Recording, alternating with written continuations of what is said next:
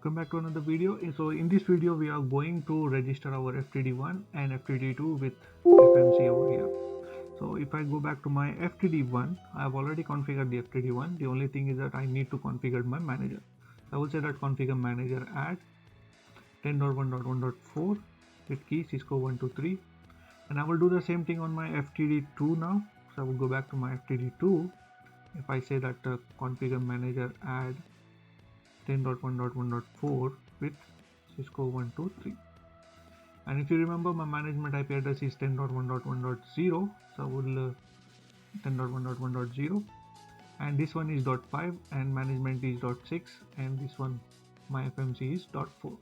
So this will be my .2, so I will just put it over here, .2 management PC. Alright, so now I will go ahead and I will add my FTDs. You can see that it has been configured. That's good. So now I will go back to my FMC now and I will register my FTD1 first. I'll go to my device management, and I will click, and both the devices I can add it to the same group, it doesn't matter. So I will click on add device, and I will say that host will be 10.1.1.5, name will be FTD1, and registration key we have given as capital C Cisco 123, and group we will select that one, and access policy I will create a new policy saying that FTD1 policy, and by default I'm blocking all the traffic.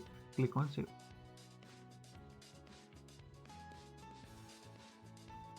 So once that is been done, I will assign the licenses and click on register. So it will take a while, maybe 2 or 3 minutes. Once the registration is been complete, we'll come back and we will register our FTD2. Alright, you can see that still it is registering now. So we'll go ahead and we will add our second device, that is FTD2, and I will say that 10.1.1.6, and I will say that FTD2, and registration key is the same with Cisco 123, group is the same, but I want to create a new policy now.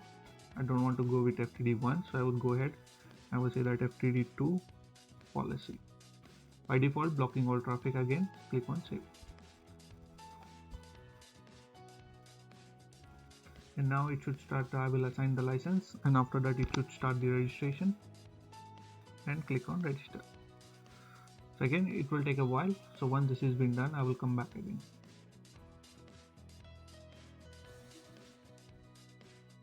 Right, so you can see that my two devices have been registered, and keep in mind to let it finish all the deployment over here. So wait until the policy is being deployed on FTD1 and FTD2.